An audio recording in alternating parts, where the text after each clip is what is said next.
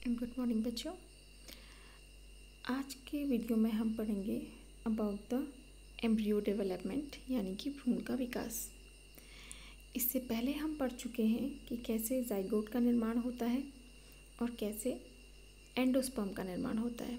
याद होगा आप लोगों को कि सिनगैमी के फलस्वरूप जब एम्ब्रियो सैक में सिनगैमी की प्रक्रिया होती है तो सिनगैमी के फलस्वरूप बनता है जाइगोट, जो कि द्विगुणित संरचना है, और ट्रिपल फ्यूज़न यानी कि त्रिक संलयन के पश्चात बनता है प्राइमरी एंडोस्पर्म न्यूक्लियस, जो कि डेवलप होता है एक एंडोस्पर्म यानी कि भ्रूणपोष में।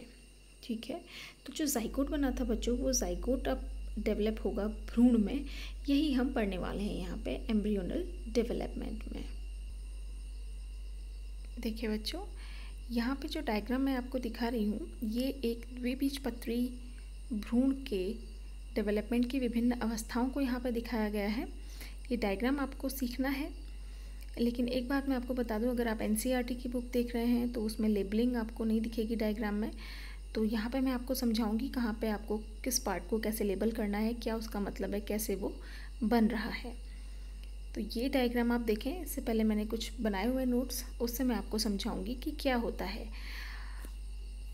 आप लोग जानते हैं कि जो जाइगोट बना है,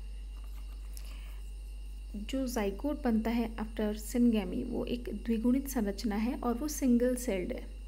वो केवल एक कोशिका है और द्विगुणित है। ठीक है बच्चों, तो ये जो जाइगोट बना था, इस जाइगोट में अब जब एम्ब्रियोजेनी स्टार्ट होती है तो इसमें एक अनइक्वल डिवीज़न होता है। अनइक्वल डिवीज़न मतलब इसमें एक ऐसा डिवीज़न होता है जिसके पश्चात दो विभिन्न आकार की सेल्स बनती हैं। ठीक, अब ध्यान यहाँ पे आपको ये देना है कि जाइगोट में अब होने वाले जितने भी डिविजन्स हैं, जितने भी विभाजन होंगे, वो क्या होंगे? समसूत्री विभाजन होंगे, यानी कि माइटोसिस के द्वारा ये जाइगोट कोशिका डिवाइड करेगी। ठीक है, तो फर्स्ट जो अनइक्वल डिवीज़न होता है वो इस जाइगोट को दो कोशिकाओं में विभाजित कर देता है। जो बड़ी आकार की होती है उसे हम कहते हैं बेसल सेल, या इसे हम सस्पेंसर सेल भी कहते हैं, बेसल सेल या सस्पेंसर सेल। ठीक, और जो छोटे आकार की कोशिका होती है इसे हम टर्मिनल सेल या एम्ब्रियोनल सेल बोलते हैं। टर्मिनल सेल या एम्ब्रियोनल सेल। एक और चीज़ मैं आपको बता दूं, ये जो बेसल सेल बन रही है, बेसल सेल जिसे हम सस्पेंसर सेल भी कह रहे हैं, ये माइक्रोपाइलर एंड की ओर बनती है। माइक्रोपाइल अगर आपको याद है, इंटेग्यूमेंट्स के बीच में जो स्थान होता है जहाँ से परागनली अधिकांश केसेस में प्रवेश करती है भ्रूणकोश के अंदर, उस स्थान को हम माइक्रोपाइल कहते हैं, है ना। तो माइक्रोपाइलर एंड की ओर ये बेसल सेल या सस्पेंसर सेल का निर्माण होता है, और जो ये टर्मिनल सेल है जिसे हम एम्ब्रियोनल सेल भी कह रहे हैं, इसका निर्माण होता है किस ओर? चलाजल एंड की ओर। ठीक है बच्चों, अब आगे ये दोनों सेल्स किस प्रकार से डिवाइड कर रही हैं इसको हम समझते हैं। ये देखेंगे बच्चों, अपर मोस्ट लार्ज सेल जो होती है वो कहलाती है बेसल सेल, मैंने आपको बताया था। अब ये बेसल सेल जो होती है ये डिवाइड करती है, इसमें जो विभाजन होते हैं वो होते हैं ट्रांसवर्स डिविजन्स। ट्रांसवर्स मतलब कि ये इस तरीके से विभाजित होगी, ऐसे इसमें विभाजन होंगे, ट्रांसवर्स विभाजन इसमें होंगे। और ट्रांसवर्स विभाजन के पश्चात ये जो बेसल सेल है, या जिसको हमने क्या कहा था, देखो मैंने लिखा है सस्पेंसर सेल जिसे हमने कहा था, ये सस्पेंसर सेल एक 7 to 10 सेल्ड स्ट्रक्चर में कन्वर्ट हो जाती है। ठीक है, ये पूरी संरचना में देखो, जो टॉप मोस्ट सेल होती है, कोशिका जो होती है सबसे ऊपरी कोशिका, इसका आकार बाकी कोशिकाओं से थोड़ा ज़्यादा बड़ा होता है, जिसको हम हॉस्टोरिया या हॉस्टोरियम बोलते हैं। क्या बोलते हैं इसे हम? हॉस्टोरियम। हॉस्टोरियम से कनेक्टेड जितनी भी सेल्स होती हैं ये निर्माण करती हैं एक पतली लंबी कोशिकीय संरचना का, जिन्हें कि सस्पेंसर सेल्स कहा जाता है। ये 7 to 10 सेल्स जो हैं ये सस्पेंसर सेल्स कहलाती हैं। यहाँ पे बच्चों देखो, सस्पेंसर सेल्स की जो सबसे आधार भाग की कोशिका होती है वो कहलाती है हाइपोफाइसिस। ये कोशिका कहलाती है हाइपोफाइसिस। टॉपमोस्ट सेल कहलाती है हॉस्टोरियम। बीच की कोशिकाएं कहलाती हैं सस्पेंसर सेल्स। ये हमने क्या पढ़ा, जो फर्स्ट अनइक्वल डिवीज़न जाइगोट में हुआ था जाइगोट में जो अनइक्वल डिवीज़न हुआ था उसके पश्चात 2 कोशिकाएं बनी, लार्ज बेसल सेल और suspensor cell and small terminal cell और एम्ब्रियोनल सेल। तो जो लार्ज बेसल सेल बनी थी टुवर्ड्स द माइक्रोपाइलर एंड, वो सेल ट्रांसवर्सली डिवाइड करके 8 to 10 सेल्ड स्ट्रक्चर में कन्वर्ट होती है, जिसकी टॉप मोस्ट सेल कहलाती है हॉस्टोरियम, लोअर मोस्ट सेल कहलाती है हाइपोफाइसिस और बीच की कोशिकाएं कहलाती हैं सस्पेंसर सेल्स।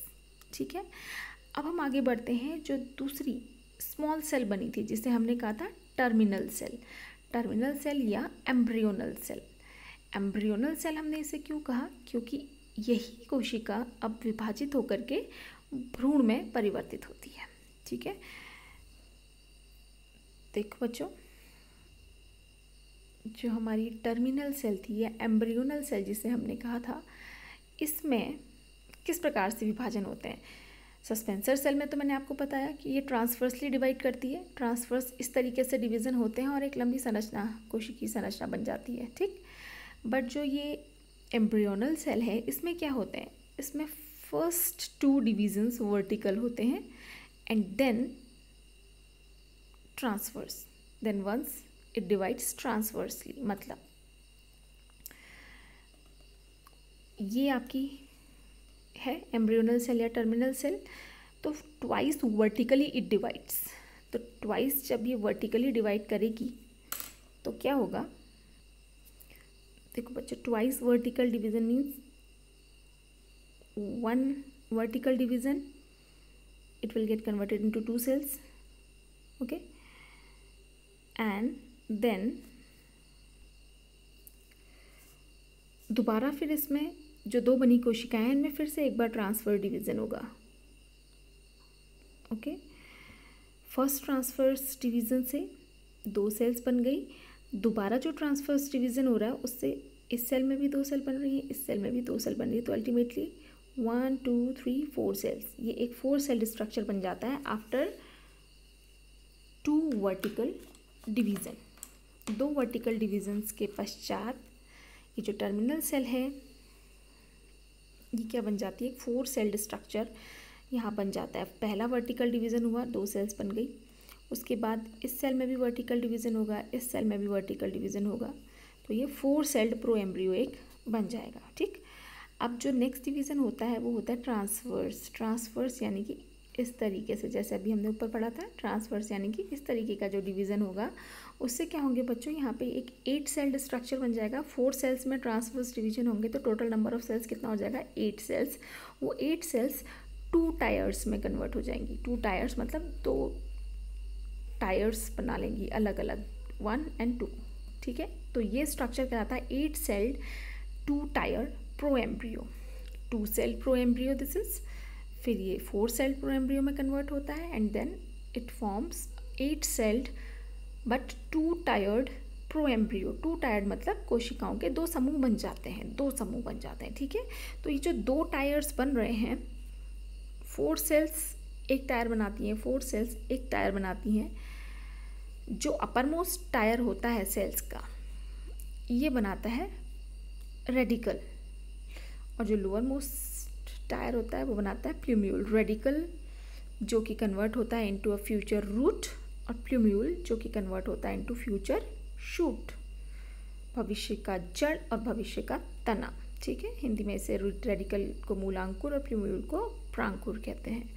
तो 8 सेल्ड प्रो एम्ब्रियो हमारा बन गया।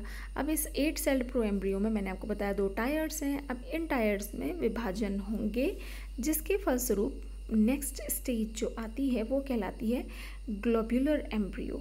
ग्लोब्यूलर मीन्स ग्लोब्यूल, एक राउंडेड संरचना, गोल संरचना एक बनती है। इस ग्लोब्यूलर एम्ब्रियो की जो आउटर मोस्ट कोशिकाएं अरेंज हो जाती हैं एक तरीके से, ये सबसे बाहरी लेयर की जो कोशिकाएं हैं ये कहलाती हैं डर्मेटोजन, जो कि फ्यूचर में एपिडर्मिस को बनाती हैं पौधे की। ठीक, अभी ग्लोब्यूलर एम्ब्रियो में कोशिकाएं विभाजित होती हैं, अरेंज होती हैं और बनाती हैं एक हार्ट शेप का एम्ब्रियो। देखो, अगर इसको आप इन्वर्ट कर लेंगे, उल्टा कर लेंगे, उल्टा करके देखेंगे तो एक ये हार्ट शेप बना रहा है। ठीक है, उसके बाद ये हार्ट शेप कोशिकाओं में फिर से वृद्धि होती है, विभाजन होता है और ये कन्वर्ट हो जाता है एक नई संरचना में जिसे हम कहते हैं हॉर्स शू शेप्ड एम्ब्रियो। घोड़े की जो नाल होती है उसके आकार का एक एम्ब्रियो बन जाता है बच्चों। ठीक है, ये जो हम पढ़ रहे हैं, क्या पढ़ रहे हैं बच्चों? अभी हम पढ़ रहे हैं development of a dicot embryo. लेकिन ध्यान देने वाली बात यहाँ पे क्या है कि डाइकॉट और मोनोकॉट यानी कि एक बीजपत्री और द्विबीजपत्री दोनों पौधों में क्या होता है, जो एम्ब्रियोजेनी है, एम्ब्रियोजेनी मतलब एम्ब्रियो का डेवलपमेंट है, वो ऑलमोस्ट सेम होता है। डिफरेंस क्या होता है? डिफरेंस होता है डाइकॉट और मोनोकॉट की सीड्स में, जिसके बारे में मैं आपको नेक्स्ट वीडियो में बताऊंगी। फिलहाल हमने अभी क्या पढ़ा? डाइकॉट एम्ब्रियोजेनी, या आप इसको कॉमन एम्ब्रियोजेनी बोलिए, क्योंकि डाइकॉट और मोनोकॉट दोनों में सिमिलर डेवलपमेंट होता है एम्ब्रियो का। अभी जो मैंने आपको समझाया उसको अगर हम यहाँ पे समझें तो देखो बच्चों, ये एक जाइगोट था, रिवीजन भी आपका हो जाएगा। जाइगोट था, जाइगोट सबसे पहले कन्वर्ट हुआ किसमें? लार्ज बेसल सेल, या जिसे हम क्या कह रहे थे? राइट, जिसे हम कह रहे थे सस्पेंसर सेल। और जो स्मॉलर है टर्मिनल सेल या एम्ब्रियोनल सेल, ये बनता है कहाँ? माइक्रोपाइलर एंड की ओर। ये बनता है कहाँ? चलेजल एंड की ओर। इसमें ट्रांसवर्स डिवीजन से एक लॉन्ग स्ट्रक्चर बनता है जिसका अपर मोस्ट सेल कहलाता है हॉस्टोरियम और लोअर मोस्ट सेल कहलाता है हाइपोफाइसिस। ये जो हाइपोफाइसिस होता है, ये हाइपोफाइसिस फ्यूचर का रूट टिप बनता है, रूट टिप। ठीक है, और ये जो बीच की कोशिकाएं हैं ये कहलाती हैं सस्पेंसर सेल्स। देखो यहाँ पे लेबल भी किया है, this is haustorium, suspensor cells, and the last cell of suspensor is known as hypophysis. Hypophysis भविष्य का क्या बनता है? Root tip, root tip. ठीक, अब आ जाते हैं हम स्मॉलर टर्मिनल सेल में। टर्मिनल सेल में फर्स्ट टू डिवीजन्स कैसे होते हैं? पहला डिवीज़न एक वर्टिकल होता है, second division also vertical, and third division, next division is transverse, जिससे क्या बनते हैं? दो टायर्स बन जाते हैं, फोर सेल्स के टू टायर्स आर फॉर्म्ड। देखो यहाँ पे स्टेजेस बता रखे हैं, ग्लोबुलर स्टेज यहाँ पे बताई हुई है ये। ठीक है, यहाँ पे फुली फॉर्म्ड ये दिखा रखा है आपको ग्लोबुलर स्टेज का। आउटर मोस्ट लेयर डर्मेटोजन, जो कि एपिडर्मिस बनाती है फ्यूचर में। अपर मोस्ट जो टायर था, जो मैंने आपको बताया था कि 4 सेल्स का जो अपर मोस्ट टायर है वो रेडिकल बनाता है, और रेडिकल के जस्ट कांटेक्ट में रहती है कौन सी सेल? हाइपोफाइसिस, और ये हाइपोफाइसिस फ्यूचर का रूट कैप बनाती है। ठीक है बच्चों, तो ये डायग्राम भी आप सीखेंगे ध्यान से। इसके बाद एक फुली ग्रोन एम्ब्रियो का डायग्राम हम समझते हैं। ये देखो बच्चों, एक ये फुली ग्रोन एम्ब्रियो यहाँ पर दिखाया गया है।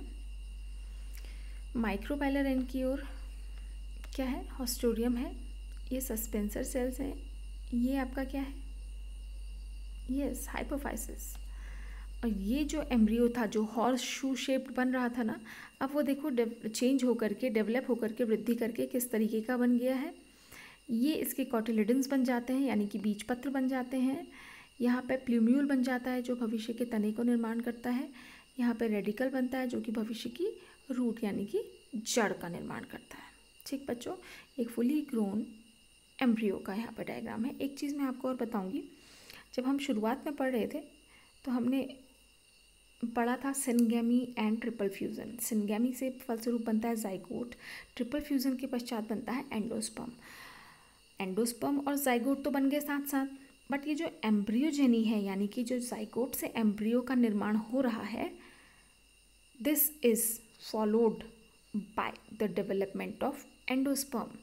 पहले एंडोस्पर्म यानी कि जो प्राइमरी एंडोस्पर्म न्यूक्लियस बन रहा था वो सबसे पहले एंडोस्पर्म में कन्वर्ट हो जाएगा, उसके पश्चात ही जाइगोट का एम्ब्रियो में कन्वर्जन होगा, क्योंकि जाइगोट से भ्रूण के निर्माण तक की जो अवस्थाएं हैं उनमें बहुत ज़्यादा ऊर्जा की, पोषक तत्वों की आवश्यकता होती है, जो कि कहाँ से सप्लाई होती हैं?